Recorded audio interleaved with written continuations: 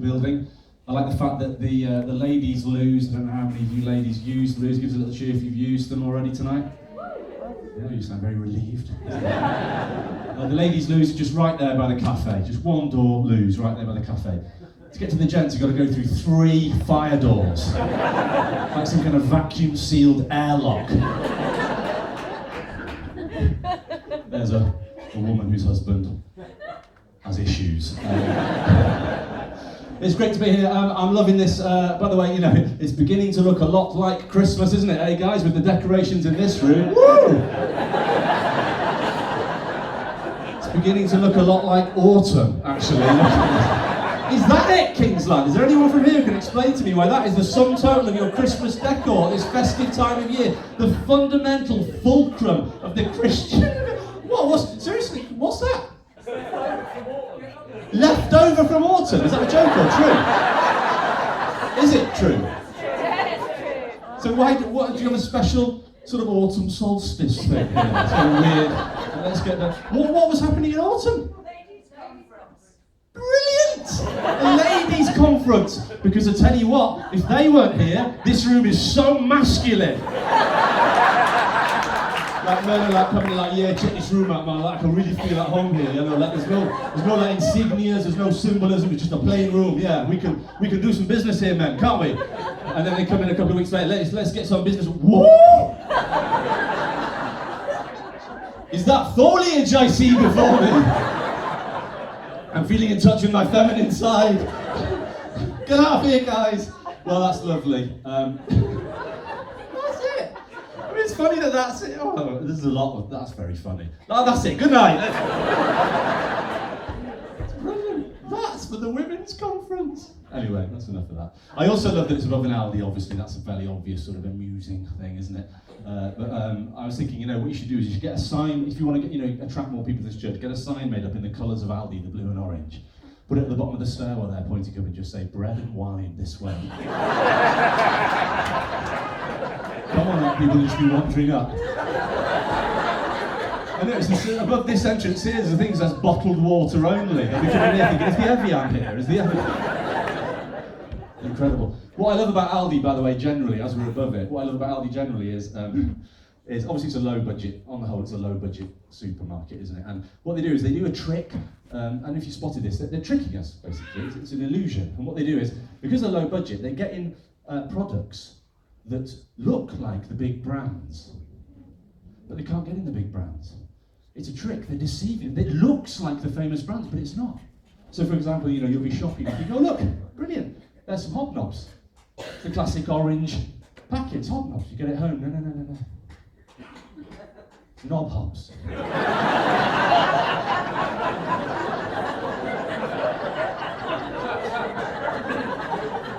Now, at risk of getting slightly edgy in a church, I've never really dwelt on the fact that hobnobs contain the word knob before. But now every time I buy them, it's all like, see, it's incredible. But my absolute favourite, and this is a real, I've got it here to prove, is what Aldi call their version of the Special K breakfast cereal. Don't give it away, because you probably all shop here, don't you? You have to quickly get your stuff to make lunch or whatever. But this is what Aldi call their version of the Special K breakfast cereal. And bear in mind, obviously Aldi's tend to be in lower income areas. They call Special K benefit flakes.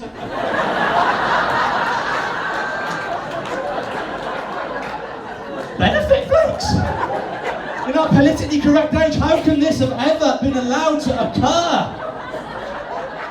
What I love about the fact that this exists is it means that at some point in recent history, an actual brainstorming session took place at Aldi HQ, you know, with like the head of marketing of Aldi. He's with you, imagine you're the team, and he's like, okay guys, come on, let's brainstorm. We're gonna come up with a name for these flakes, guys. Let's blue sky think, let's push through the barriers, let's redefine serialism, I don't know.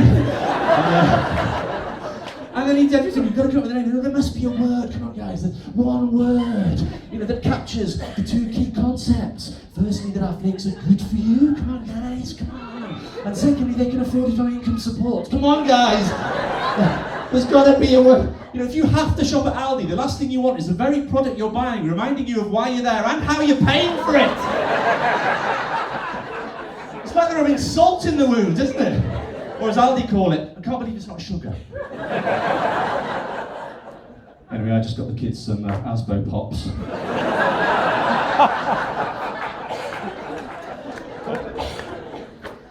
Just proving that church audiences can laugh at a pun rather than groan. There we go.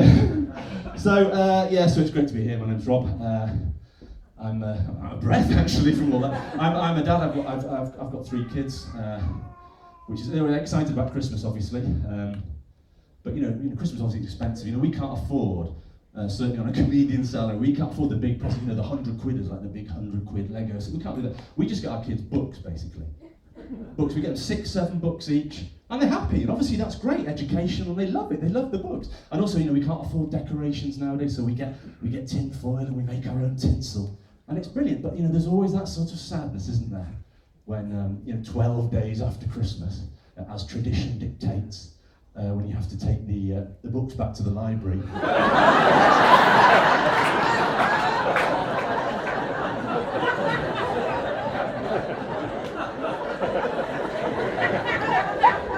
Just a little bit of sadness, Come on, hand it in.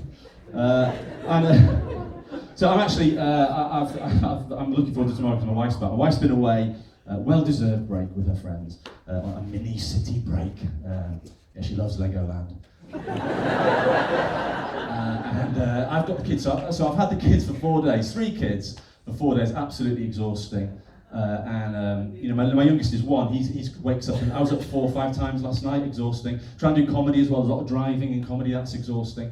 And I was on to a friend, and a friend said, so what you need to do with the baby is, the trick is you sleep when baby sleeps. That's what all the mums do, sleep when baby sleeps. And I tried that, but I just kept drifting onto the hard shoulder. And the other one is the crying. He cries sometimes 20 minutes. And this same friend said the trick with the crying is distraction. It works every time, distraction. So I thought, okay, the next day he was crying. I thought, right, distraction. So I put the big screen on, DVD, Finding Nemo, brilliant. Absolutely fantastic. It totally distracted me. Just keeps moving. And safety is the other one, safety. You cannot be too safe. Nowadays, safety we are so safety conscious in our family. For example, we don't just have one stair gate, we have 2. We've got one at the top of the stairs, one at the bottom, absolutely fantastic. They play in there for hours. Calves like mountain goats, they've got those.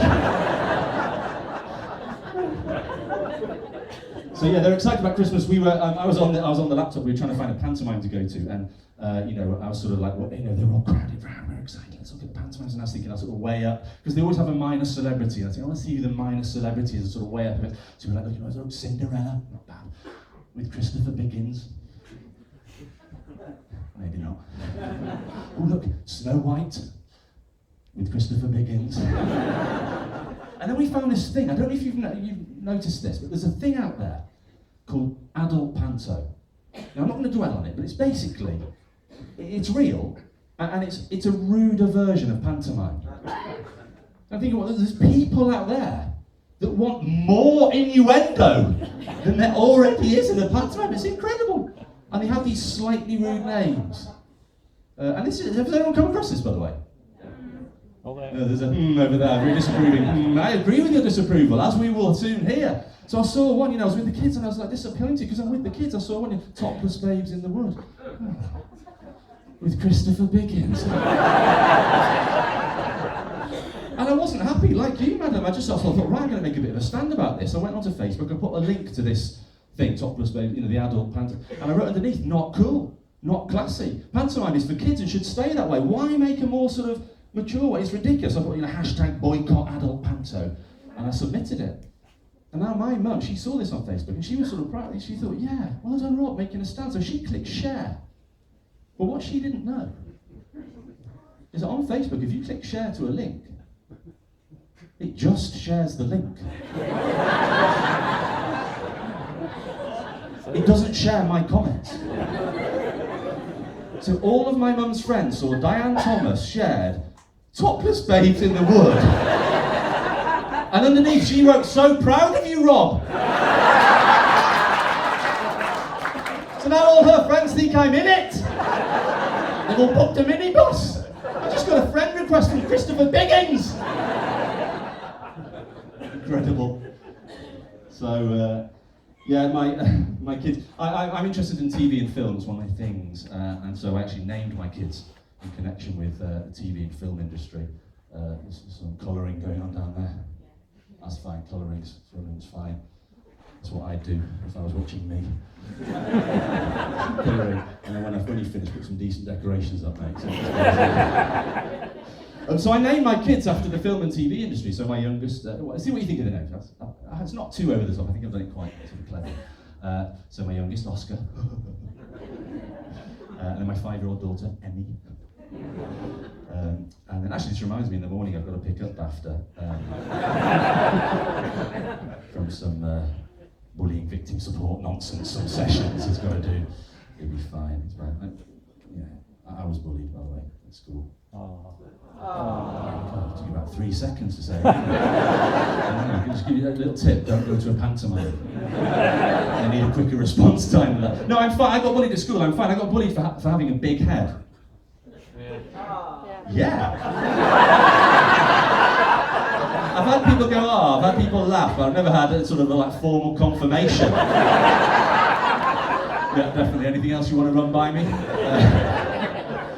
I'm over it now. I used to get made fun of, and they used to give me all the classic big head type names, like Big Head. Very creative school. Another one I used to get was Mr. Potato Head. Or the one that really got me there.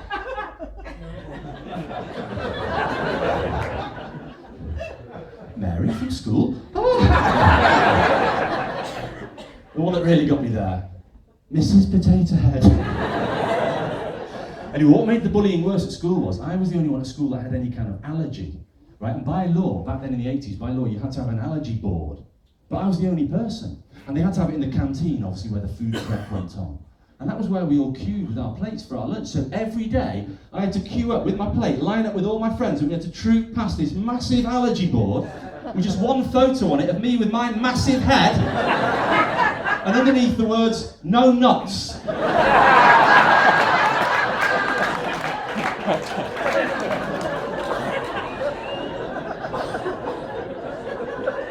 took some beatings, I can tell you.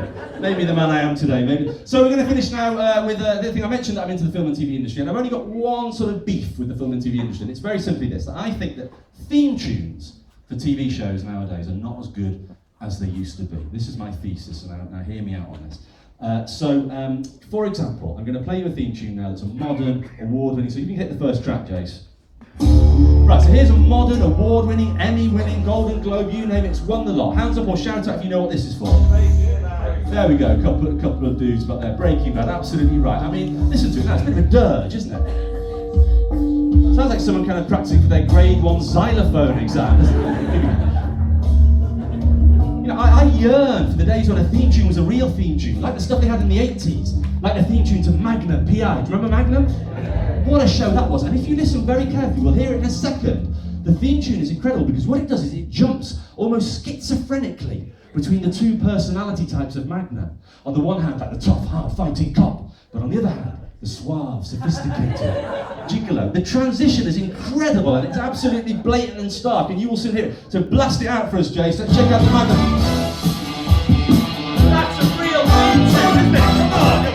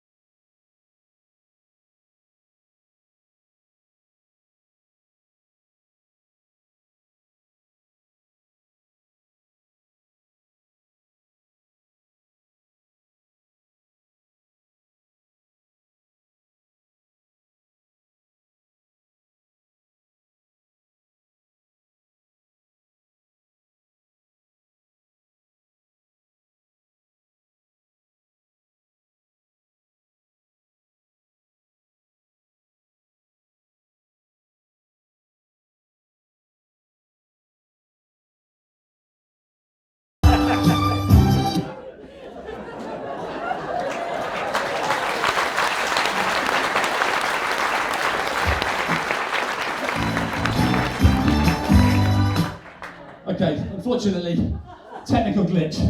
that we will never hear the ending of that. But you can come to another show. My name's Rob Thomas. You've been a wonderful audience. Thank you very much. Good night.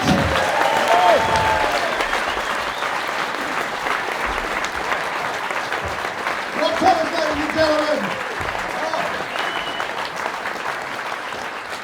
Wow, very good. What a guy. What a start and indeed end to the first half we've had. We're going to go into the interval any second. But before we do that, and your chance to have refreshments, go to the toilet and enter number plates into things, we'll have one more sing-song, shall we?